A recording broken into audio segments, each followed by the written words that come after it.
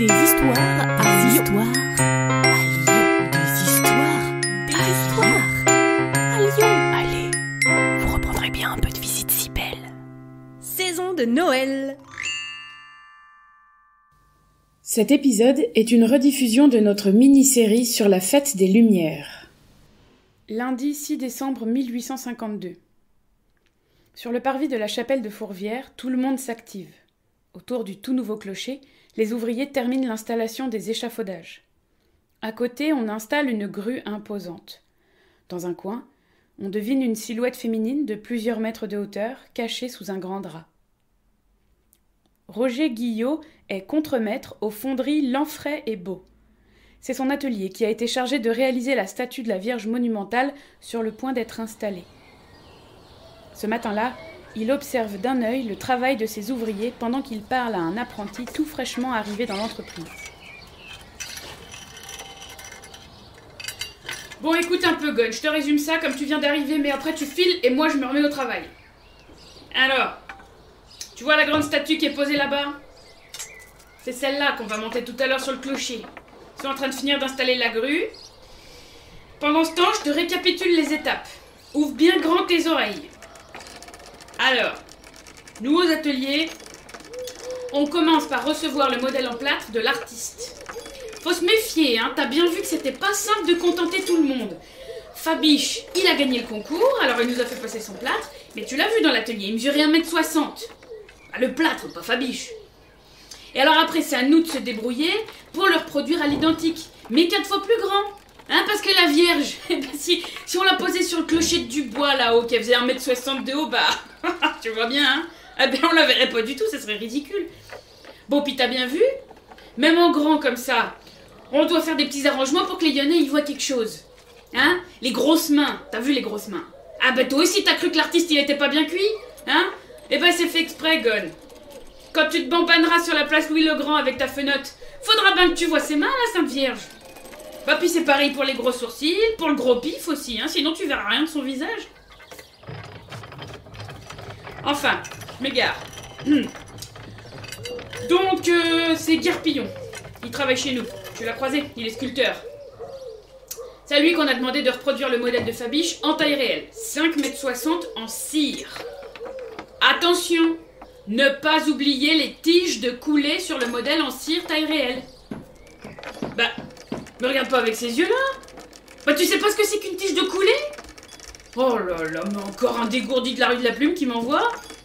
Eh ben, c'est des espèces de tiges qui vont créer des cheminées pour pouvoir couler le bronze à l'intérieur.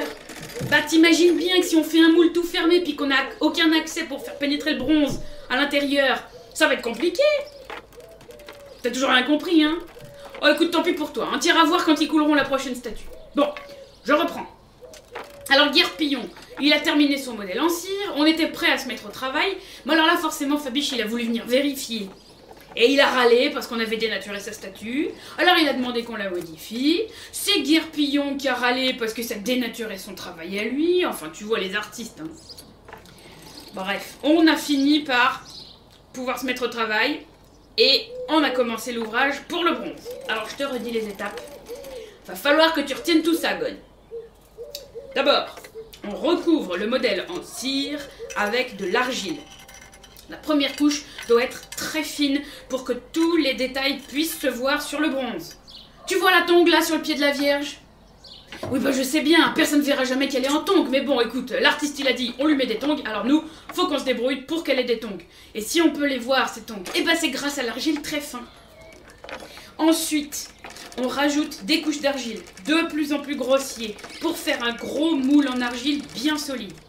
Après, on le passe au four. Ça fait fondre la cire qu'on récupère, et ça solidifie l'argile. Et tu vois, les tiges de coulée, et ben ça devient des espèces de petits tuyaux, comme des cheminées, quoi. Et là, c'est le moment critique.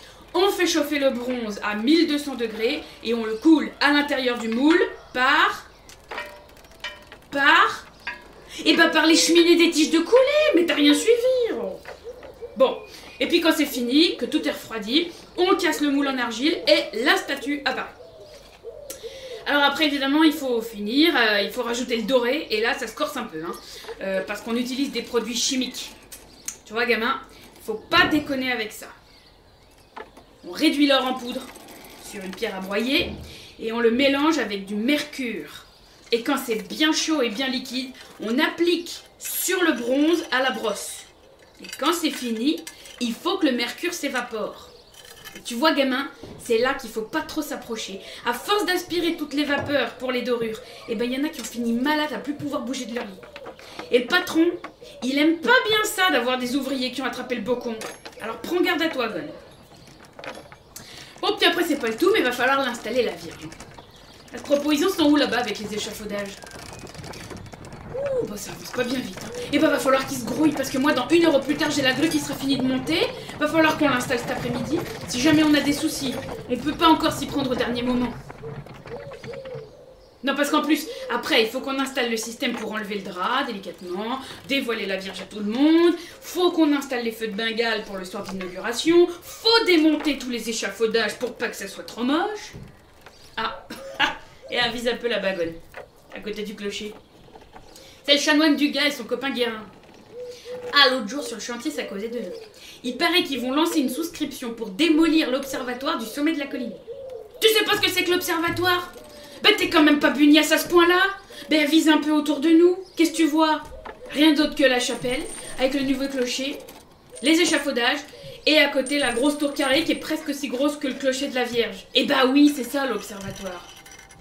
Bon les chanoines, ils font que de râler auprès de l'observatoire, mais moi je t'ai dit, un jour ils vont bien finir par le démolir. Mais alors, lancer une souscription pour ça, franchement ils y vont un peu fort les curés. Ils ont qu'à payer ça eux-mêmes, hein. Et puis laisser les braves gens faire quelque chose de plus utile avec leur pécunio. Allez, je crois qu'ils ont fini de monter la grue. Au boulot.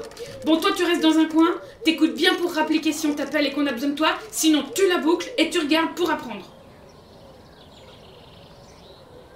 Roger Guillot court rejoindre ses ouvriers pour ce moment crucial qu'est l'installation de la statue monumentale de la Vierge sur le clocher de la chapelle. Le soir, quand il rentre chez lui dans le quartier de la Guillotière, il croise tous ses ouvriers, certains qui mendient, d'autres vêtus de haillons. C'est à eux qu'il pense quand il entend les chanoines vouloir verser des centaines, voire des milliers de francs pour faire détruire l'observatoire. Le lendemain, la veille de l'inauguration, on sent une certaine excitation dans les beaux quartiers de Lyon. Mais à la Croix-Rousse et à la Guillotière, les ouvriers ne pourront pas participer aux festivités, sauf aux illuminations de la ville, et ont souvent bien d'autres soucis en tête.